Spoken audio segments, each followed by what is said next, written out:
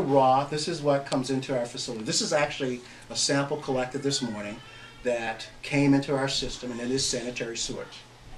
It is pretty raw. It has everything in it. If you threw away pharmaceuticals, they're in here. Fecal matter, it's in here. Urine, it's in here. Okay? Well, I'm telling you, it's in here, okay? It's raw. It is our raw inflow. This is what comes in. Now, this has been screened, so it doesn't have all the chunks of debris of leaves and everything, but that's what's here. This is in one of the processes in this brochure. And you can see I handle this because this is kind of like a sludge where after treating scum, grit, and it gets concentrated and it gets handled, and in the end, this is what's so beautiful about it. This is what it looks like before it goes into the river.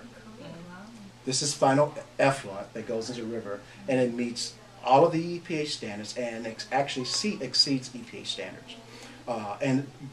Michigan Department of Agriculture, no, excuse me, Michigan Department of Environmental Quality, MDEQ, regulates wastewater facilities.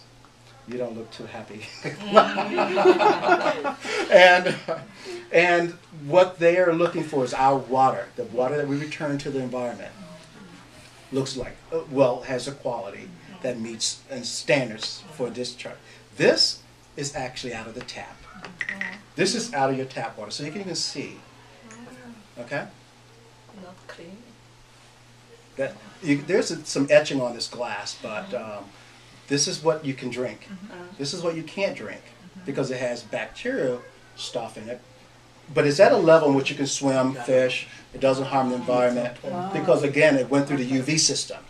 Remember so the last two part of different that systems, one that goes into the river and one that goes into our drinking water. No, this all goes into the river. Okay. Everything we produce at the wastewater facility Goes into the river. back into the surface water, and that's what's regulated.